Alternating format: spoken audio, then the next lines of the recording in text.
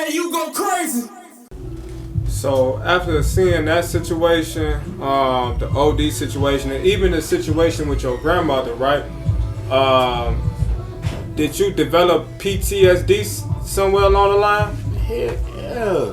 Hell yeah, bro. I nigga, even if I hadn't seen the shit that I seen in O Block, I already was gonna have PTSD just from the shit that I've been through from point A to point 7. You feel me? 0 to 7. So I already was gonna have it, yeah, and that's why I lash out a lot.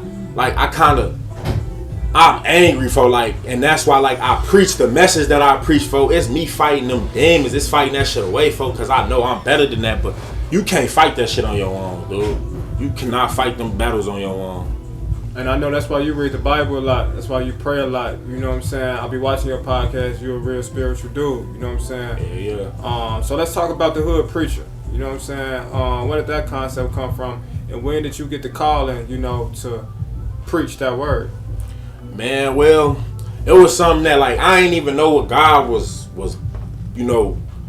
grooming me for when he was grooming me, but basically this shit started at 17 and this what it looked like now.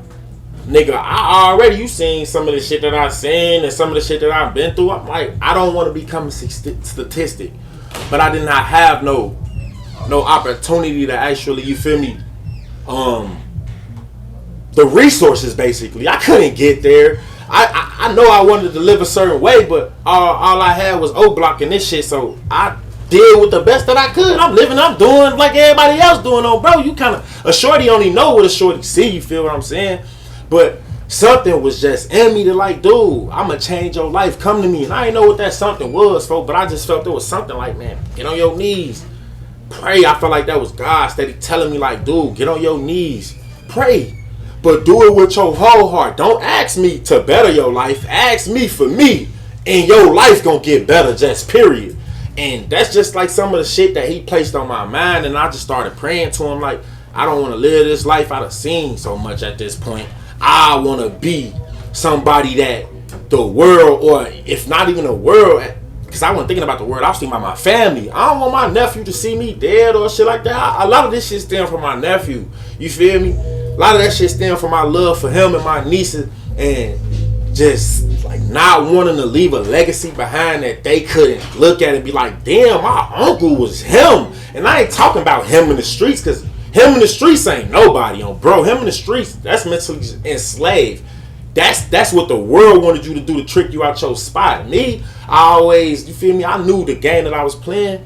I was just doing it because everybody else did it, and I was angry. So yeah, some of the shit was, our hearts, it desperately does want to be evil.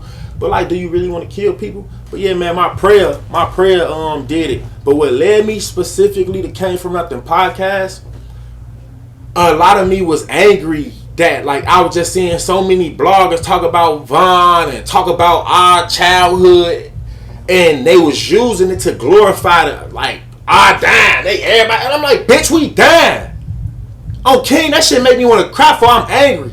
Niggas think that I got that pot, bro. No. When a nigga get a podcast and talk about certain shit, but then bring God up and y'all think he clout chasing for him. I don't give no fuck about no money, nigga. This shit bigger than what a lot of folks don't understand. But God said that these people are spiritually dead. If you understand what spiritually dead mean, that mean that they don't understand God's word no matter what the fuck you tell them. It just means that you gotta, I gotta operate out of more love. I can't be operating out of hate, because that definitely ain't going, you feel me? Now I'm meeting them in a different way, and I be trying before, man, I be angry at the way that a lot of these bloggers, they want to talk about O Block this and O Block that, but they not trying to get these kids to not. It's okay to talk about the stories if the meaning behind it, because you can learn from every fucking thing in life. It's about switching the perspective behind the story so that motherfuckers could not crash out. You feel me? Not go out the same way that Vaughn them did. You feel me? What God say in the Bible? What does it profit a man to gain the world but to lose his soul? Vaughn gained the world to a lot of shorties is what it looked like. And then he lost his soul, but in a different way. Every man gonna die, but not every man loses their soul. I love my boy Vaughn, but I know he never came unto the understanding of God. He never came under the understanding of Jesus Christ. And the world, literally, it's supposed to do what it's doing. Von's supposed to went out how he went out. But, I ain't gonna get to preaching on this bitch, but that, folks, it's deep. And when motherfuckers can come on my shit and they, can see the message within the madness, that's what I am, folks. I got a message within the madness. That's just all, that's what it is, folks. But the specific story, folks, I couldn't miss this. Before I ain't even know, like my homie, he'll tell you, like, folks, we just trying to figure out a way. I was doing security, about to be a fucking police officer because I wanted to be in the hoods and showing them, like, nigga, every way of which way how we think. The world want us to think that way for a reason. They want us to not to hate the police, but when I looked up how much fucking police make, I'm like, yeah, they don't want niggas to join that. They know we gonna operate it in a different way with love. Kids ain't gonna be tweaked. It's a way to do everything in life, but if it got a bad notation behind it, motherfuckers exit out. So I'm trying to show motherfuckers small stories. But the bigger thing was my cousin. He a paraplegic now. He was drunk and got into a badass car accident. Talking about almost died. Then that should be dead. And all he got right now is reading the Bible. He been doing this for like 8-9 years. And so like his word, I hold hard deeply to my heart. And I've been in the book and stuff. Around this time, he was like, man, I think you ready for this now. I saw you in a vision. I ain't want to let you know then because when you a babe in Christ, you can't get them niggas the milk. You can't get them the meat. You got to give them the milk. It's a babe. Babies can't just go straight to the formula and the food. They got to have milk first. That's what God let us know about his word. So people don't understand it. It's because you probably at the wrong part of the journey. That, you feel me? And now you're thrown off. But anyway, my cousin told me, he was like, bro, I seen you fall off a cliff. And when you fell, I came to look to like see if you was okay. But when I looked, you was down there holding the door open and would just lead thousands of people through. My cousin being a believer in Jesus Christ, because I didn't believe in Jesus. I believed in God. I know what he did for my life. But I was like every other black dude. When the world tell you some shit that the white man did to y'all, you take it as, you feel me? Because we done seen slavery, we done seen this, and we done seen that. But God had me go through that. Then I started searching out the real answers with my heart. You ain't gonna find them in the world. You could go, that shit ain't gonna get you nowhere. It's going to, God, Satan is the prince of this earth. You ain't gotta understand it, you ain't gotta believe it. But that's what that Bible speak on. But when I seen that shit from my cousin told me that story, dude, right in that moment, something was just like, start the YouTube. I already was just like having a niche of like, man, I'm gonna get out here and tell our story, but with a twist. I'm gonna try to get people to value their lives. And that's how it started, folks. That's what's up, man. That's what's up. Now, when you first started, your name was stirring up a lot of controversy. You know what I'm saying? Oh, bro, that was a lot of talk on Reddit. Chiracology. You know what I mean? Like I said, the Futures TV interview, of course, right? Can you tell us some of the backlash you've received from your podcast? Man, some of the backlash I received is it's the threats, folks. It be the threats. Shit, the spiritual attacks. You get out here and you start preaching God's words. It's a whole other realm out here that folks ain't aware of. So I've been having spiritual attacks, nigga, like crazy over it. And I'm not a person that has anxiety. But when I started doing what I was doing on YouTube, man, over anxiety.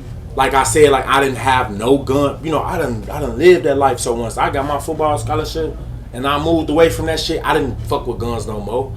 I ain't had no guns. But after all them niggas, I kept getting threats. Niggas emailing me, threatening me, niggas telling me my town. Man, I got 3 guns now.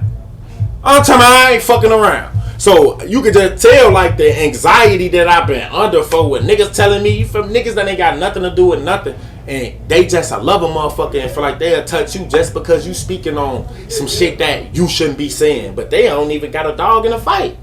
You get me? But it's really just the threats, man. That, and like the one time that Durk them tried to pay me off and shit, like I felt was weird. Like, who the fuck y'all think I am? I ain't no bitch ass nigga like Lil Durk. I know you don't know me too much, but ask them about me, man. Any nigga could shoot, any nigga could get killed, folks. That's just, and I'm if when I die, I already know They should be more scared to die than me. Cause I'm gonna be rejoicing with the Father. 2/3 of the world, them niggas that don't even know who he is. Folk, y'all should be scared to die. I ain't scared of no bitch ass nigga who could kill flesh, but not the spirit. I'm scared of the motherfucker who could kill both. The motherfucker who the reason why you got the sun and the moon hanging in the, like, yeah, it's just certain shit that like mind blows us, but we don't take the time out to think like we didn't do it. Scientists ain't go hang that shit. So we got somebody overseeing all this shit and he watching all this shit. So again, I'm not fearful of dying. My mama, I die for my message. I swear to God, nigga could kill me. I don't give no fuck. I ain't doing it. What you doing? To be absent in the body when you like me is to be present with the Lord. So it's different. So you say Durk tried to pay you off? Yeah, they tried to tell me out they gonna pay me, give me some money and shit to take my videos down. Cause what I had in the videos was powerful substance. How did that go? You rejected the offer? Nathan, I want your money, stupid. That shit temporary. I get $1 million a day. I die tomorrow. But what does it take a man to gain the world but to lose it? So I ain't gonna get shit that ain't within me, G. These niggas ain't the same. They'll sell out for some bread, for some fame. I ain't that way. Right. DJ, you go crazy.